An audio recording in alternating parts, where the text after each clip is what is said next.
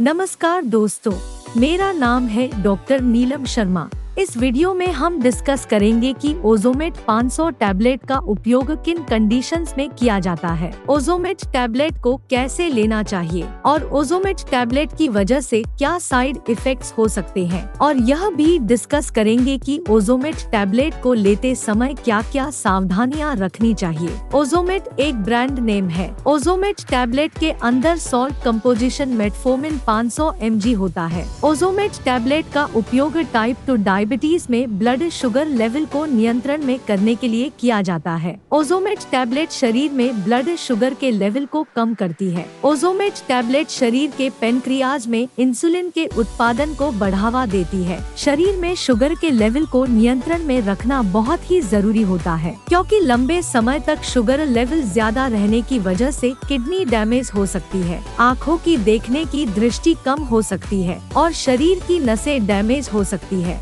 इसलिए शरीर में शुगर के लेवल को नियंत्रण में रखना बहुत ही जरूरी होता है। खाना खाने के 2 घंटे बाद एक नॉर्मल व्यक्ति का ब्लड शुगर लेवल 140 से कम होता है। खाना खाने के 2 घंटे बाद यदि किसी व्यक्ति का ब्लड शुगर लेवल 140 से लेकर 200 के बीच में है, तो वह व्यक्ति परी डायबिटिक स्टेज पर है। परी डायबिटिक स्टेज पर शुगर लेवल को बिना दवाओं की मदद से नियंत्रण में किया जा सकता है। परी डायबिटिक स्टेज पर शुगर लेवल को नियंत्रण में करने के लिए रेगुलर एक्सरसाइज और लाइफस्टाइल व खान पान में बदलाव करके ब्लड शुगर लेवल को नियंत्रण में किया जा सकता है। यदि किसी व्यक्ति का ब्लड शुगर लेवल 200 से ज्यादा है, तो हम कह सकते हैं कि उस व्यक्ति को डायबिटीज की समस्या है। दोस्तों, अगर आपको वीडियो पसंद आ रहा है तो कृपया वीडियो को लाइक करना व चैनल को सब्सक्राइब करना न भूलें। साइड इफेक्ट्स की बात करें तो वैसे तो ज्यादातर व्यक्तियों में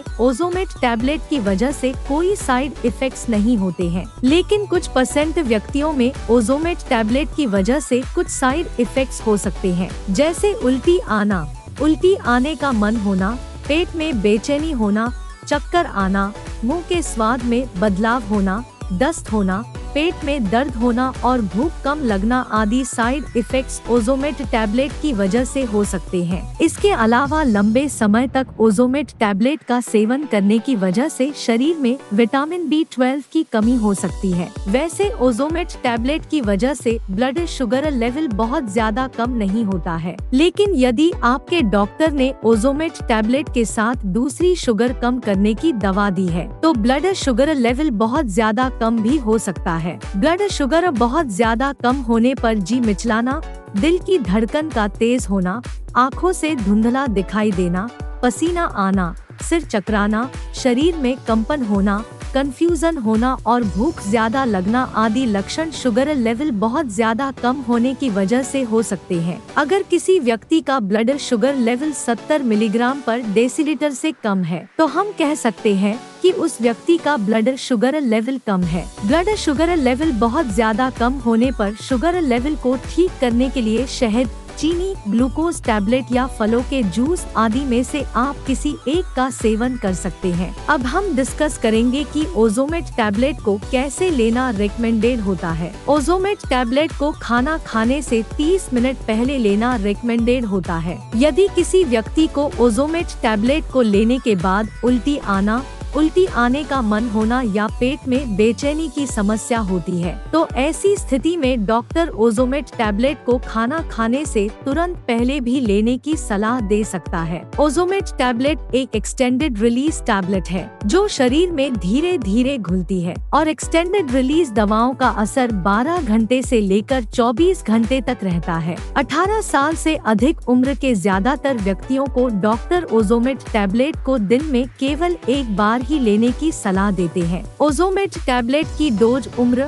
शरीर के वजन और ब्लड शुगर के लेवल के आधार पर कुछ व्यक्तियों में इससे अलग भी हो सकती है। अब हम डिस्कस करेंगे कि ओज़ोमेट टैबलेट को लेते समय क्या क्या सावधानियां रखनी चाहिए। शुगर को अच्छी तरह से नियंत्रण में करने के लिए आपको ओज़ोमेट टैबलेट के साथ साथ रेगुलर एक्सरसाइज करनी चाहिए, चिंता व तनाव से बचना चाहिए, पर्याप्त मात्रा में नींद लेनी चाहिए, और यदि आपके शरीर का वजन ज्यादा है तो वजन को कम करना चाहिए। ब्लड शुगर बहुत ज्यादा कम होने से बचने के लिए आपको ओज़ोमेट टैबलेट को लेने के बाद खाने को स्किप नहीं करना चाहिए और आपको ओज़ोमेट टैबलेट को लेने के बाद आपको अपने रेगुलर शेड्यूल पर खाने का सेवन करना चाहिए। अगर आपको ओज़ोमेट टैबलेट का सेवन करते समय भी बार बार पेशाब आना, ज्यादा प्यास लगना, शरीर में थकान रहना, कंफ्यूजन होना, नींद अधिक आना और सांसों से बदबू आना आदि लक्षण होते हैं, तो ये लक्षण शरीर में ब्लड शुगर लेवल ज्यादा होने के हो सकते हैं। अगर आपको इनमें से कोई भी लक्षण होता है तो आपको तुरंत ही डॉक्टर को बताना चाहिए, क्योंकि ऐसी स्थिति में आपका डॉक्टर दवा की डोज को बढ़ा सकता है या दवा को बदल भी सकता है। शरीर में इन्फेक्शन होने पर,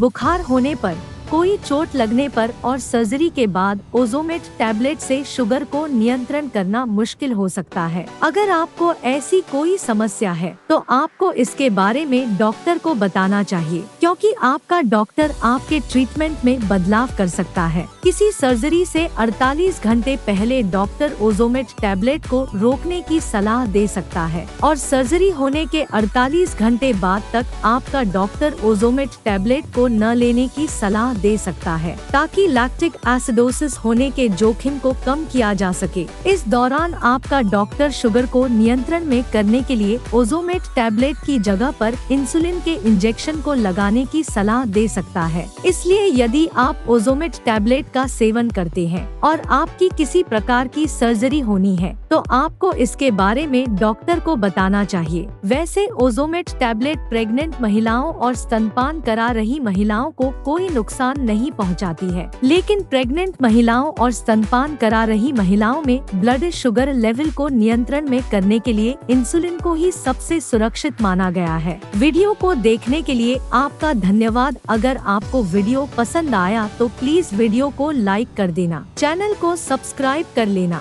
और अगर आपका ओज़ोमेट टैबलेट से संबंधित कोई प्रश्न है तो आप कमेंट करके पूछ सकते हैं।